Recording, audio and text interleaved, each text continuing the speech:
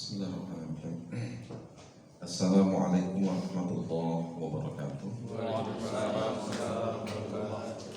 Alhamdulillahirabbil alamin. Wassalatu wassalamu ala asyrafil anbiya'i wal mursalin wa ala alihi wa sahbihi ajma'in. Amma ba'du. Yang sama-sama kita hormati Komisioner Basnas yang terhormat Mbah Sukijo yang hadir bersama kita, kemudian kawan-kawan sekalian dari kepala bagian di lingkungan Basnas Kabupaten Siak dan seluruh karyawan yang tidak dapat saya sebutkan satu persatu, tapi bukan berarti mengurangi rasa hormat saya kepada rekan-rekan sekalian. Kita bersyukur kepada Allah Subhanahu wa Ta'ala. Alhamdulillah, semoga Allah selalu memberikan kemudahan kepada kita semua untuk segala urusan. Amin. Dan melindungi kita dari hal-hal yang dapat mengurangi atau merusak baik fisik, mental dan spiritual kita, dan juga selalu menjadikan hati kita tersangkut kepadanya, sehingga dalam pertemuan takliman ini kita berharap Allah meridhai kita dan memberikan jalan pahala bagi kita. Amin ya rabbal alamin. Salawat dan salam kepada baginda Rasulullah Muhammad sallallahu alaihi wasallam. Allahumma salli ala sayyidina Muhammad wa ala ali sayyidina Muhammad. Bapak-bapak, ibu-ibu, rekan-rekan yang berbahagia, pada hari ini kita membahas berkenaan dengan zakat perdagangan atau zakat tijarah, di mana zakat perdagangan ini merupakan salah satu potensi besar yang mungkin penggarapannya bagi kita di Basnas ini belum terlalu maksimal, gitu ya, belum terlalu maksimal. Padahal potensi zakat untuk tijarah ini besar sekali di wilayah Kabupaten Siak yang sama-sama kita lihat kenyataannya. Namun tentu kita memerlukan kinerja yang ekstra serta strategi yang dapat membuahkan hasil sesuai dengan keinginan kita.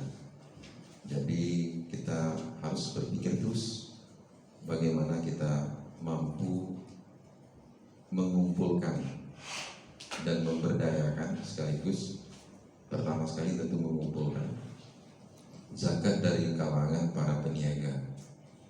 Pertama, ini memang kewajiban kita semua. Yang kedua, juga memberikan tunjuk ajar tentang sistematika zakat yang jelas, transparan dan akuntabel di tengah masyarakat, sehingga tidak ada lagi kaum muslimin yang sudah sampai haul dan nisabnya tidak membayar zakat, khususnya di kalangan para peniaga. Rekan-rekan sekalian, zakat perniagaan ini kan dikenal dengan zakat tijarah. Zakat tijarah. Jadi dalam nas disebutkan kunna murna an nukhrija shadaqah min allazi nu'iddu lil bai'i.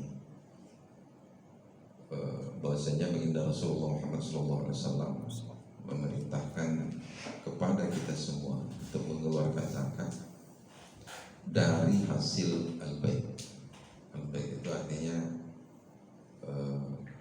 jual beli. Nah, jual beli ini harus sudah diniatkan untuk diperjualbelikan, bukan jual beli yang tiba-tiba kita mau jual handphone atau segala macam. Memang kita membeli barang itu untuk dijual, untuk dijual. Nah, itu namanya perniagaan, ya, namanya perniagaan. Nah, untuk zakat perniagaan ini dalilnya yang tadi itu ukuran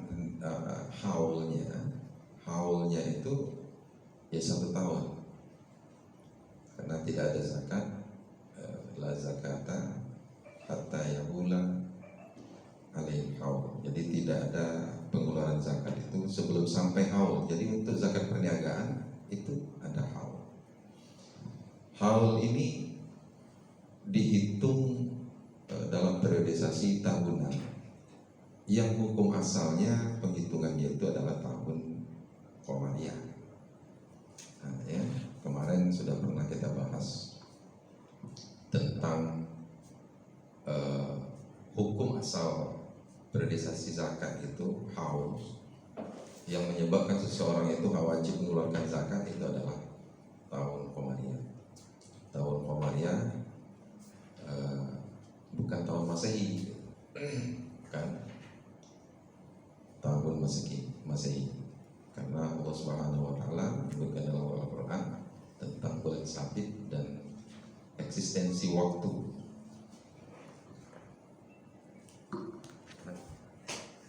Assalamualaikum Pak Wah. Nanti saya telepon lagi ya, saya ada acara. Kami bersama dan kita berikan pencerdasan kepada masyarakat. Terkadang masyarakat datang ke kita, Pak, saya mau membayar zakat dari hasil kedai nilai. Nah, selama ini kan kita terima saja.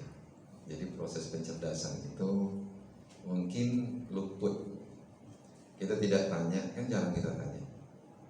Ini zakatnya nisabnya berapa, haulnya seperti apa. Nah, ini kan mungkin jarang kita tanya. Makanya kita harus mengetahui hal ini. Karena ini juga kewajiban kita. Basnas ini bukan hanya mengumpulkan, memberdayakan, tapi dia sebagai lokomotif utama untuk memberikan pencerdasan kepada masyarakat tentang eksistensi zakat yang semestinya. Begitu. Jadi tidak kita terima saja. Sama juga kalau orang datang membayar zakat emas, kita kan nggak nanya lagi, paling kita sodorkan kwitansi, kemudian akad, nah selesai. Padahal kita harus memberikan pencerdasan. Ini zakat emasnya berapa karat? 24 kah? 22 kah? 18 kah? Kalau dia jawab misalnya 22, nisabnya berapa? Menurut Bapak ini sekian. Nah, ternyata tidak sesuai dengan zakat emas 22. Nah, ini kan sebuah pembodohan gitu ya. Artinya kita membiarkan masyarakat kita tetap dalam pengetahuan yang tersilap ya. Dan itu kewajiban kita, makanya kita harus mengetahui. Jadi haul itu sebenarnya adalah tahun Qamariyah. Tahun Qamariyah. Nah, tahun Qamariyah ini merupakan tahun lunar atau tahun yang berdasarkan bulan. Mungkin urutan bulan Qamariyah apa enggak? Enggak apa, karena gaji diterima bulan saja. Kita enggak hafal ya. Tahun Qamariyah itu benar-benar, tahun Qamariyah itu dia sekitar 29 hari lebih, sekitar 29, satu bulan itu sekitar, kalau dalam ilmu hisab itu 29 hari 8 jam 48 menit 35 detik, cuma satu bulan ini. Nah, itu tahun Qamariyah. Makanya ada perbedaan nih. Tahun Masehi itu kan lebih kurang 365. Mau berapa ya? 24 ya? 22 ke 24. Makanya bedanya 10 hari lebih. Nah, jadi masyarakat kita kalau dia menerapkan itu tanpa kita berikan penjelasan, tentu dia akan termakan hari. Kata orang tua itu, kalau puasa itu nampak satu hari ini puasa, tiba-tiba bulan udah besar. Dia bilang kan gini, puasa termakan bulan, kan gitu ya. Nah, gitu, puasa termakan bulan. Artinya ada hari yang kita tidak bayar zakat. Ya kalau 1 tahun, kalau sempat 30 tahun, 30-35 tahun dia membayar zakat, berarti ada 1 tahun zakat yang tidak dibayarkan. Mereka tidak tahu, tapi kita tahu. Berarti kita yang akan ditanya, kan begitu. itu termasuk hutang. Dainullah, hutang pada Allah. Dainullah ahaqqu ayyuqda. Hutang pada Allah itu harus dibayar. Jadi perhitungan tijarah itu dasarnya itu mulai dari Muharram. Bulan Muharram itu kan kenapa disebut Muharram? Karena bulannya gencatan senjata. Diharamkan untuk mengangkat senjata. Terus seperti Safar. Safar itu kuning. Jadi daun-daun pada menguning. Jadi dia real aja. Terus Safar awal. Rabiul Awal, Rabi itu dia mulai gugur. Yang kuning itu dia gugur. Rabiul Akhir 2 bulan. Sudah gugur, dia mulai dingin, membeku Jumadil Awal, Jumadil Akhir. Itu membeku itu sekitar Januari, Februari. Makanya kalau yang pergi umroh Januari, Februari itu beku.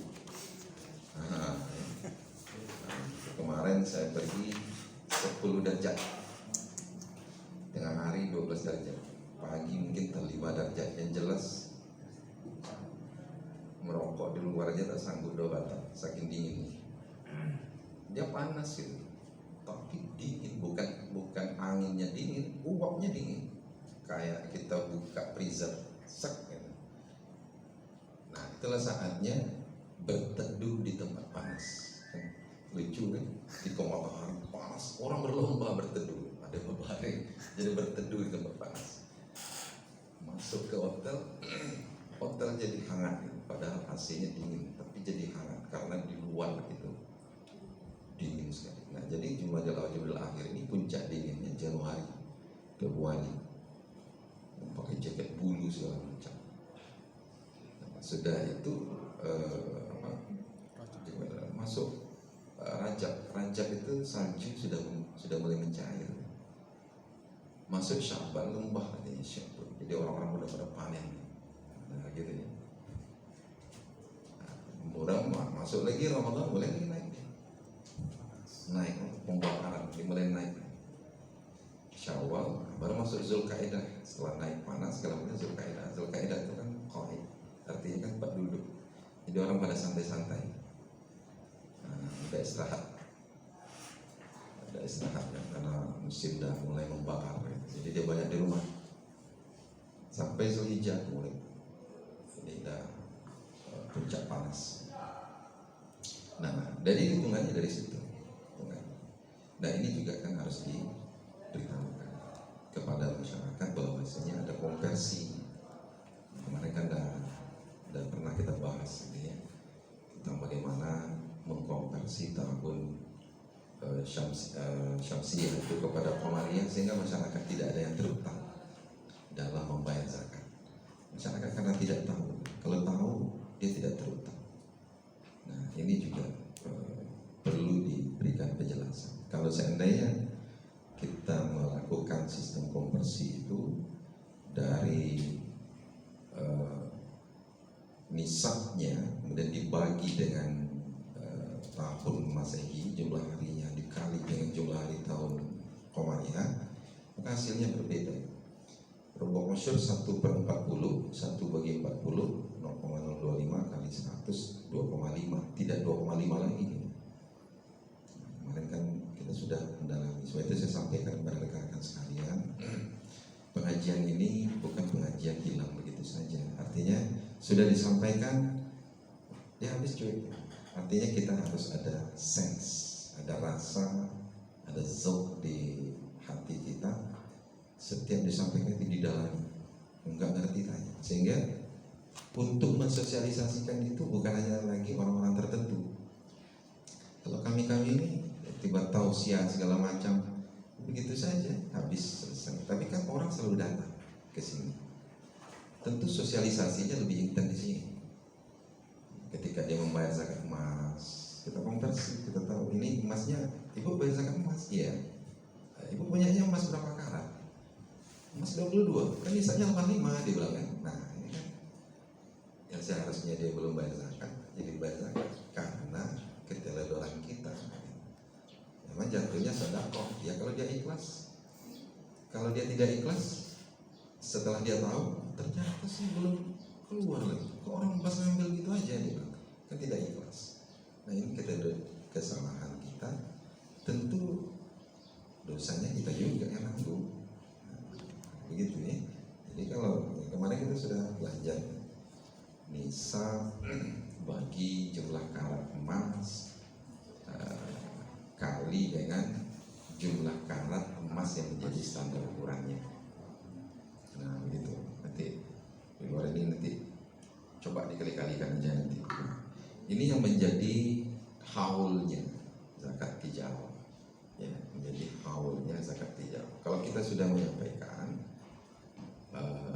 mereka tidak menerima, itu bukan urusan kita. Makanya orang tua dulu berzakat itu kan patokannya kan Ramadan. Karena dia pas ukurannya, pas hitungan tahunnya. Setiap Januari dia berangkat kan tidak. Tapi ukurannya setiap Ramadan. Ukurannya ketika dia membayar zakat fitrah, dia sekaligus dengan zakat mal dan dengan zakat harta. Tetapi bisa dibayar secara masehi, ya. Kelebihan bayarnya kita sampaikan. Kan ada kelebihan bayar dari 2,5 menjadi 2,577 atau dibulatkan ke bawah 2,575 misalnya. Ini nampaknya sedikit, 1.025.750 rupiah, kan sedikit 750 rupiah. Itu kalau 1 juta. Nah, ya, kalau banyak itu kalau 1 tahun, kalau 10 tahun, nah ini kan besar. Jadi besar, artinya ini udah mulai kita mendiskusikan. Makanya ada satu ruangan di sini, itu ruangan konsultasi. Jadi bukan konsultasi di meja resepsionis, nah, seperti itu. Bukan konsultasi di meja resepsionis. Kita ada ruang seperti bank itu kan ada ruang apa namanya? Ruang deal. Deal room. Jadi kita juga ada ruangan itu untuk kecerdasan itu. Tapi jangan kita berikan dia pembelajaran di ruang counter. Nah, nanti dia segan, yang bertanya segan. Apalagi kalau cara menyampaikan itu tidak baik. Ya. Ibu salah ini soalnya kami udah belajar lah begini kan gak bisa juga ya. Akhirnya mungkin ada ruang deal di dalam. Nah, di situ disampaikan pencerdasan. Begini loh hitungannya dulu. Kalau emas 22 karat itu misalnya tidak 85 tapi 92 sekian. Hitungannya seperti ini karena kualitas emasnya berbeda dari standar emas yang kita ambil 24 karat. Jadi ibu akan timbangannya itu lebih dari 24 karat karena kualitas emasnya berbeda. Oh gitu ya, berarti saya belum keluar zakatnya. Iya, kalau masih segini belum. Memang nampaknya kita yang penting kan cuannya Ustaz ambil aja, nggak apa-apa. Yang penting kan penerimaan zakat kita besar, nggak seperti itu. Ini kan aturan syar'inya ada tentang pengeluaran zakat itu nggak bisa didil-dilkan begitu saja. Ya karena zakat ini berbeda, rumah zakat ini berbeda dengan rumahnya sedekah. Kecuali kalau nggak apa-apa lah Ustaz, ini berarti saya jatuh sedekah. Ya terima juga karena kita juga menerima sedekah. Jadi rumahnya berbeda dan penggunaannya juga berbeda gitu. Nah, ini harus dipahami, lebih fleksibel kalau dia sedekah. Tapi zakatnya terikat dengan hukumnya. Nah, ini yang disebut juga haulnya seperti itu. Tentang kemudian masalah nisab ya sama nisab emas 20 miskol itu atau 20 dinar 4,25 kali 20 ya 85 seperti yang kita pahami sama ya. Nah, itu tentang nisabnya. Nah, jadi